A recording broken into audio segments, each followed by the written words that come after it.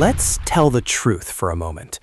You woke up this morning already exhausted.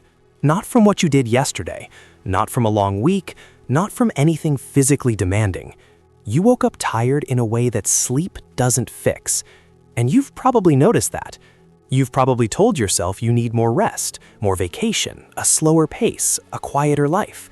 You've probably blamed your job, your schedule, the people around you, the noise of the world. But here's what nobody has said to you clearly enough. You are not physically depleted. You are mentally overworked in a way that has nothing to do with your to-do list. The exhaustion you feel isn't coming from what you're doing. It's coming from what you're thinking, constantly, on repeat, in loops that start before you're fully awake and don't stop until you're finally unconscious again. You think about what you said 3 days ago.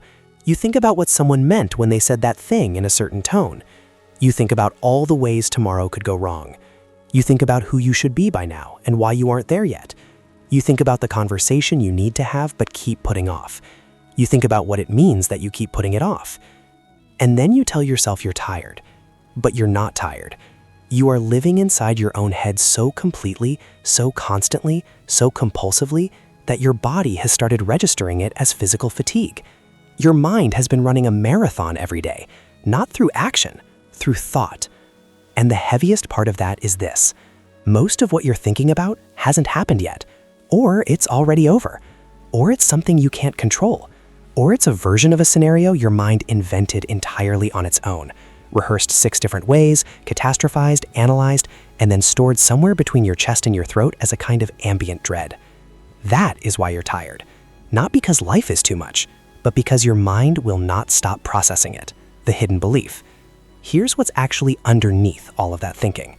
There is a belief so old and so quietly embedded in you that you've never stopped to examine it. And the belief is this: if I think about it enough, I can control what happens.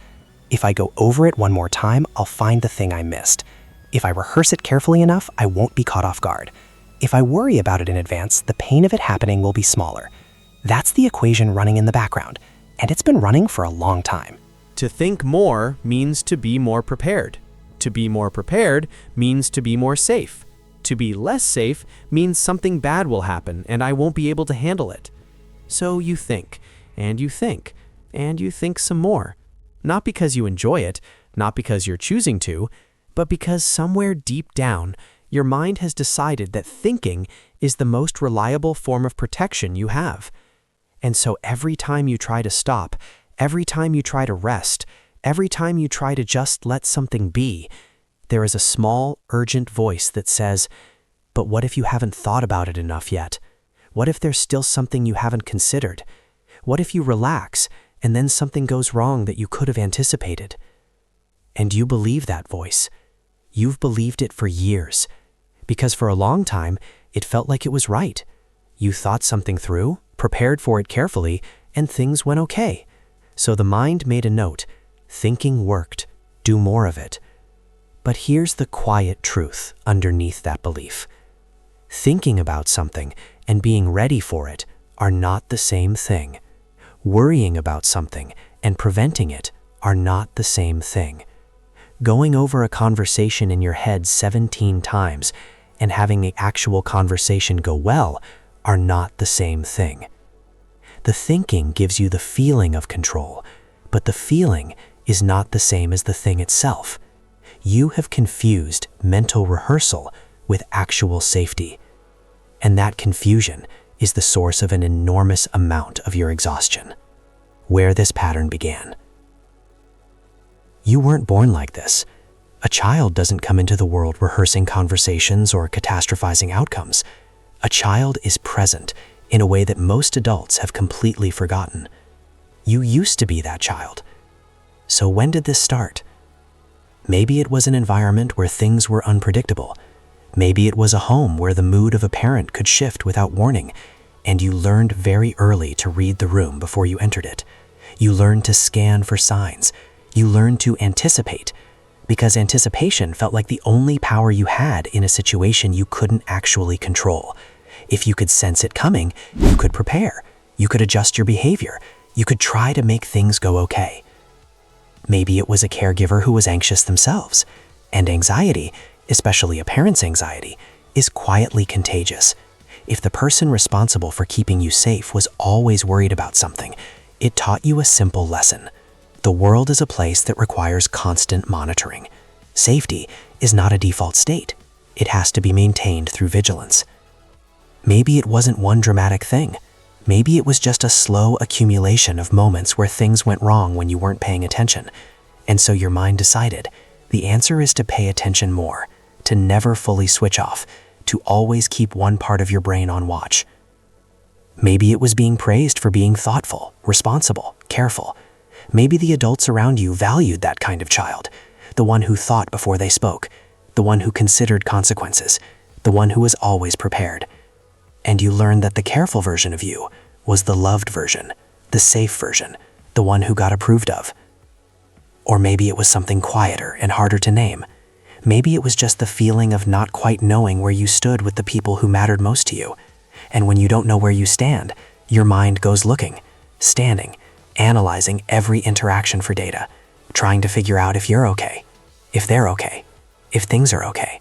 That is where overthinking is born, not in a dramatic event, but in the body's quiet decision that thinking was the safest way to navigate a world that felt, at some point, like it required more attention than it should have. And you adapted. Beautifully and exhaustingly, you adapted. You became someone who never quite switched off. You became someone who could anticipate the needs of a room before walking into it, someone who could read between the lines of a sentence and catch what wasn't said, someone who thought 3 steps ahead in every situation, someone who was described probably as perceptive, sensitive, thoughtful. And you are those things, but those things came with a cost that nobody warned you about. They came with a mind that doesn't know how to rest. The adult pattern. Here's how it shows up in your life right now. You send a message and then read it back 5 times after it's sent. Not because you're checking for typos, because you're checking for how it might land, whether it came across wrong, whether you should have said it differently, whether the other person is going to misunderstand the tone. You finish a conversation and then replay it for the next 40 minutes, going over what you said, what they said, what you think they meant by that pause, whether the energy shifted somewhere and you didn't catch it in time. You go to bed and your mind produces a list, not a to-do list, a what-if list.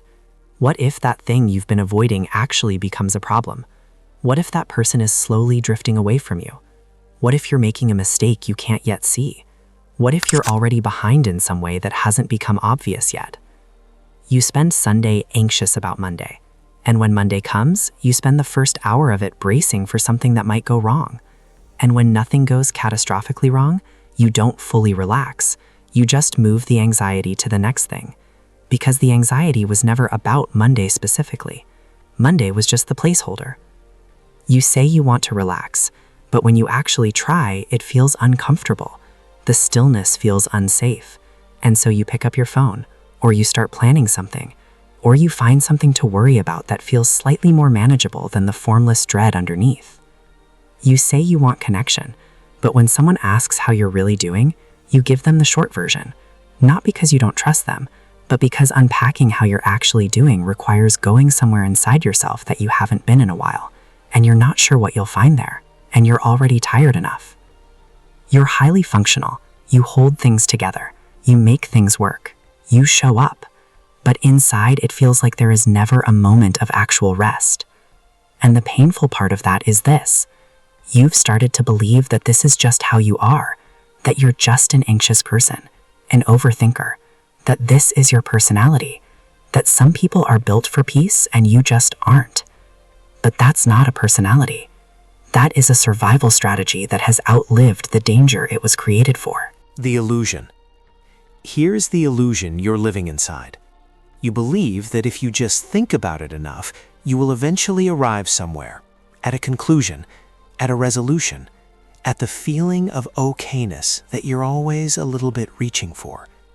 You think that the thinking has a destination, but it doesn't. Overthinking is not a path to clarity. It is a loop, and the nature of a loop is that it doesn't go anywhere. It just returns you to the beginning and asks you to start again. You think, if I can just figure this out, I'll be able to relax. But you figure it out, and then there is something else to figure out, and then something else after that. You think, if I can just know how this is going to go, I'll stop worrying about it. But you don't know how it's going to go. You can't. Nobody can. And so the worrying doesn't stop because the certainty never arrives. You think, if I just keep going over this situation, I'll eventually understand what I did wrong, or what they were really feeling, or what the right move is. But the situation is over. You are reconstructing a memory in your own mind and analyzing your reconstruction of it. You are not getting closer to truth. You are getting deeper into your own interpretation. The illusion is that the thinking is productive. The illusion is that if you stop thinking about it, something bad will happen. The illusion is that your mental vigilance is the thing standing between you and chaos.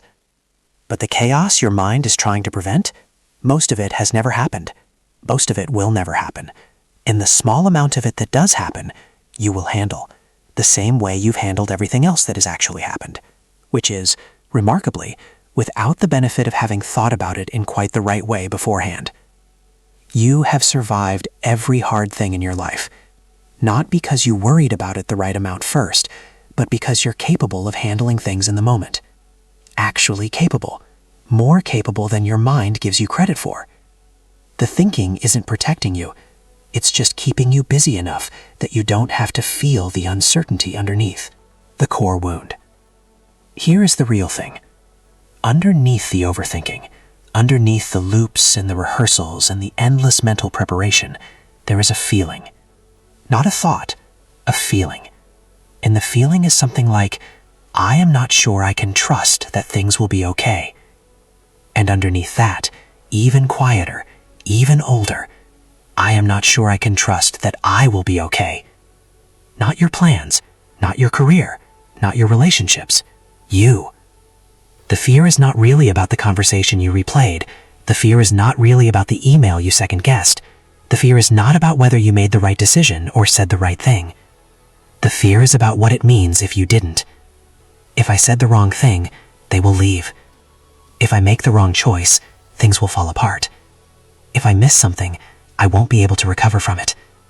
If I'm not constantly vigilant, I will be caught off guard by something I can't survive. That is the root of it, a deep, barely conscious belief that you are always one mistake away from something terrible, that the safety you've built is fragile, that peace is never fully earned, only temporarily maintained, and that the only way to maintain it is to never fully stop thinking. You are not afraid of making mistakes. You are afraid of what making a mistake would reveal about you. You are afraid that somewhere inside the things you can't control, there is proof of something you've been quietly dreading. That you're not enough, that you're not safe, that love is conditional on how well you perform, that rest is something you have to earn, and you haven't quite earned it yet. That's the wound, not the overthinking itself. The overthinking is just the bandage. The wound is the belief that you are fundamentally unsafe in a world that requires constant management to stay livable. The collapse of the illusion. Here's what no amount of thinking will ever fix. The feeling that you're not safe can't be resolved by thinking more carefully. You can go over the conversation 100 more times. You will not arrive at peace. You can plan for every possible outcome. You will not arrive at certainty. You can rehearse the difficult moment until you know it by heart. You will still feel the fear when it actually arrives. Because the thinking is addressing the wrong problem. You're trying to solve a feeling with a strategy, and feelings don't respond to strategy the way problems do. You can outthink a logistical problem. You cannot outthink the sensation of being unsafe. You can't reason your way out of a wound that didn't form through reason in the first place. Think about this. The times you felt most at peace in your life, really, genuinely at peace, not just distracted. You weren't there because you'd finally solved everything. You were there because, for a moment, you weren't in your head. You were somewhere else, in a conversation that absorbed you completely, in a moment of beauty you didn't see coming, in laughter with someone you love, in the middle of something that demanded your full presence. Peace didn't come from more thinking, it came from less. And yet here you are, chasing it through thinking, convinced that the answer is just one more round of analysis away, one more honest conversation with yourself in the middle of the night, one more careful consideration of the thing you're worried about. But the loop doesn't have an exit inside the loop. You cannot think your way out of a pattern that thinking built. The strategy that was meant to keep you safe is now the thing preventing you from resting. The very mechanism you developed to protect yourself has become the source of the exhaustion you're trying to escape. And the harder truth is this: even when things do turn out okay, even when the conversation goes fine, even when the feared outcome doesn't materialize, even when you wake up and everything is actually all right, you don't fully relax, because there is already something new to think about, something new to prepare for, some new threat on the horizon that requires your attention. The relief never lasts long, because the goal was never really to resolve the specific thing. The goal was to feel safe, and safe is not a destination you arrive at through thinking. Safe is a state you have to learn to inhabit without evidence. Grieving the old self. I want to stay here for a moment, because there is something worth grieving. Think about all the evenings you've lost to this. Not evenings you were busy, evenings you were technically resting but not actually there. Lying in bed running scenarios, sitting with people you love but somewhere else in your head, watching a sunset with part of you already inside tomorrow morning's anxiety, eating dinner while mentally rehearsing a conversation you'd need to have next week. Think about all the relationships that have been slightly muffled by this. Not broken, just slightly always at a distance, because to be fully present with another person requires being somewhat out of your head, and your head has been very full for a very long time. So there's always been a thin layer between you and everything, a part of you watching, monitoring, calculating. Think about all the moments of genuine joy that your mind interrupted. Something good happening, and almost immediately, your brain producing a counterthought. This is nice, but. This feels good, but. I should appreciate this more, but. What if this doesn't last? What if this is as good as it gets?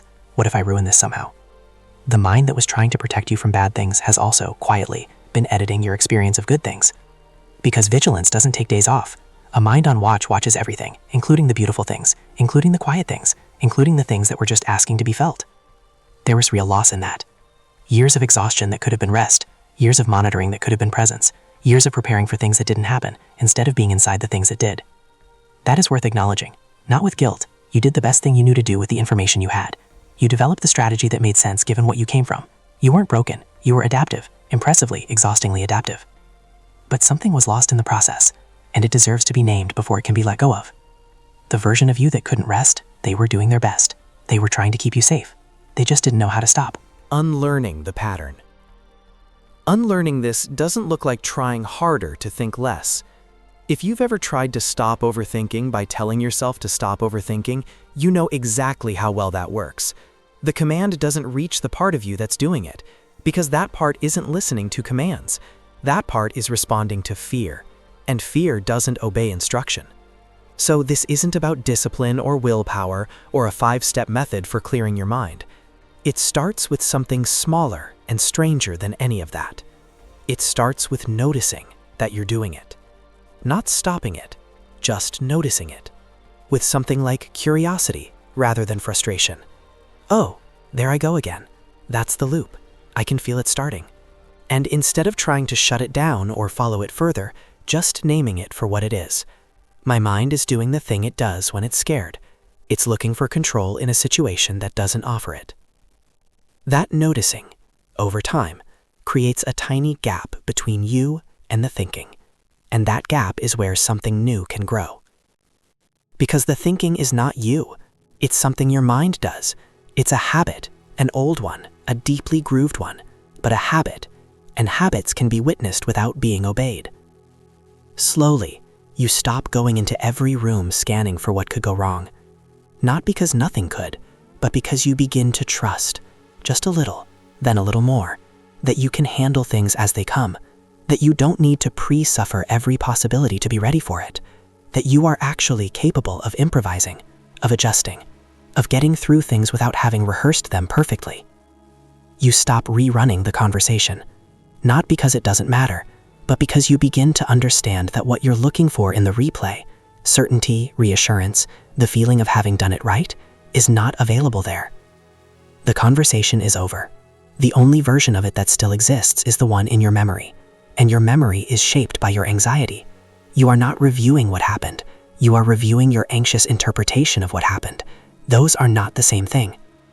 You stop preparing for every possible outcome, not because you become careless, but because you start to see that the preparation was never actually about the outcomes. It was about the feeling of control. And real control, the only kind that ever actually exists, is not about what happens. It's about your capacity to respond to what happens. And you can't build that capacity through thinking. You build it through experience, through small acts of allowing uncertainty without immediately trying to resolve it. You start for the first time in a long time to let some things be unknown. And it feels uncomfortable at first, like standing in an open space when you're used to walls, like silence after years of noise. The mind will protest. It will produce reasons why this specific situation really does require your full analytical attention. It will find the one angle you haven't considered yet and hold it up as evidence that you're not done thinking. And you start to recognize that voice, not as wisdom, as fear talking. And you start to gently, without drama, choose not to follow it.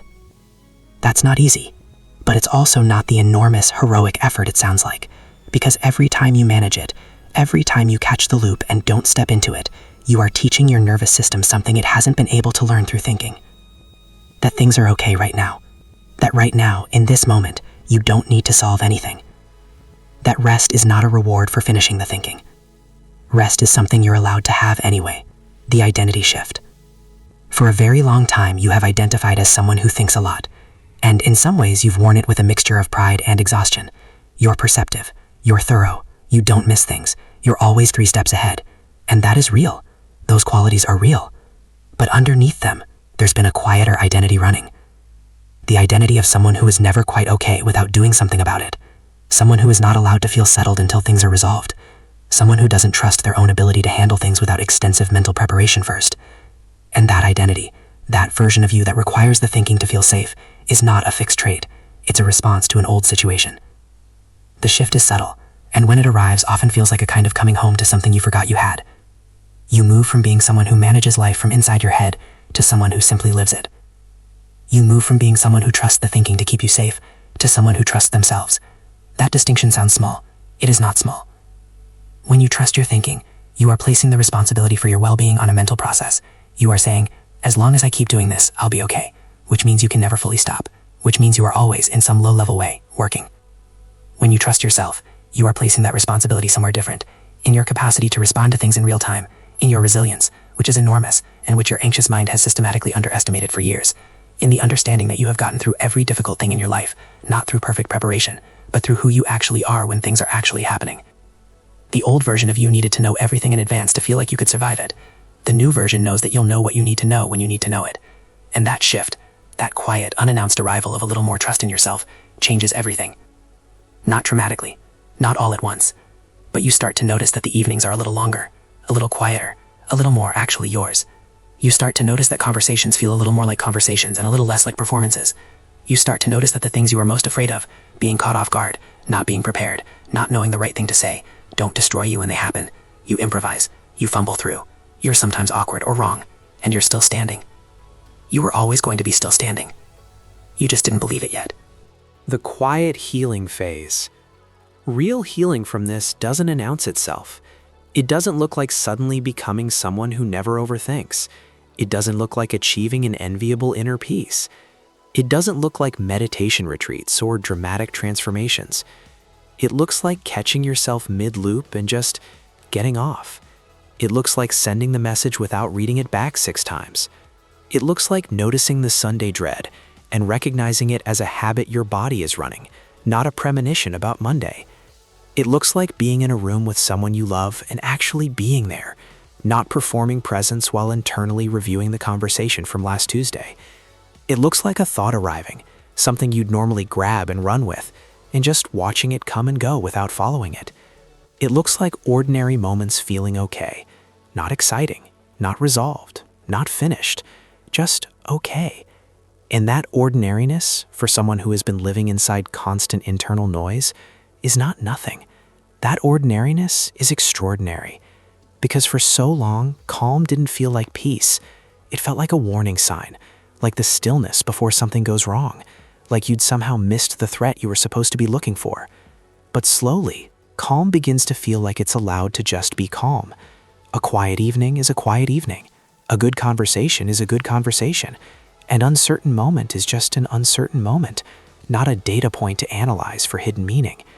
And you realize that presence, actual presence, not monitored presence, not surveilled presence, feels like a kind of rest you haven't had in years. You start to say no to things more easily, not because you've become selfish, but because you're getting quieter inside. And from that quieter place, you can actually hear what you want and what you don't. You start to sleep differently. Not perfectly, but there are nights when you put the phone down and your mind doesn't immediately produce the list. And you notice that, and it means something. You stop chasing resolution before it's time. Some things are going to be unresolved for a while, maybe for a long time. And you used to make that feeling of unresolvedness an emergency, something to fix immediately through thinking, something to narrate your way through until it felt handled. Now you begin to hold it differently, an open question, not a threat, something unfinished, not something wrong. This is not the absence of thought.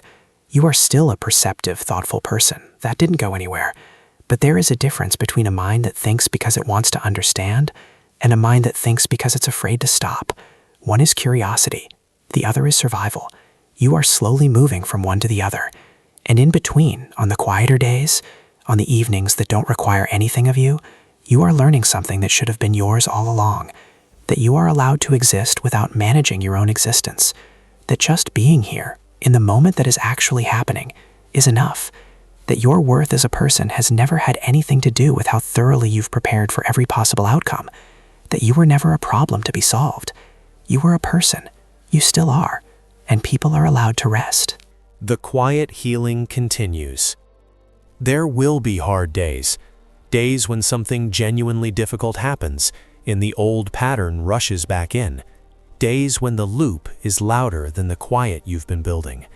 Days when you lie awake at 3 in the morning going over something that your daytime self would tell you is already fine. And those days are not failure. Those days are just the old architecture being tested. The pattern doesn't disappear all at once. It loosens, gradually, the way a held breath slowly releases. Not on command, not through effort, but through repeated experience of the world not requiring constant vigilance. Through repeated experience of things being okay when you weren't monitoring them. Through repeated experience of yourself being sufficient without the preparation. The exhaustion won't disappear overnight either, because your nervous system has been running at a high level for a very long time, and nervous systems take time to learn that they're safe. They can't be convinced by words alone. They need experience, small experiences, repeated, of resting and nothing bad happening, of releasing control and still being intact, of waking up and not immediately bracing and finding quietly that there's nothing to brace against. This is a slow process. It doesn't look impressive from the outside. It looks like you sitting with a cup of tea in the morning, not immediately reaching for your phone, not immediately beginning the review of what needs to be handled today. Just sitting, just drinking your tea, just being a person in a quiet room for 4 minutes before the day begins. It looks like you letting a text go unanswered from 2 hours without it becoming a problem you have to solve. It looks like you in a conversation saying, "I don't know," without immediately filling the silence with further analysis. It looks like you not knowing exactly how something is going to turn out and deciding to be okay with that for today. None of this is dramatic, but for a mind that has been running the way yours has been running, all of it is profound. So here's the truth, as simply and as honestly as I can give it to you. You are not fundamentally an anxious person.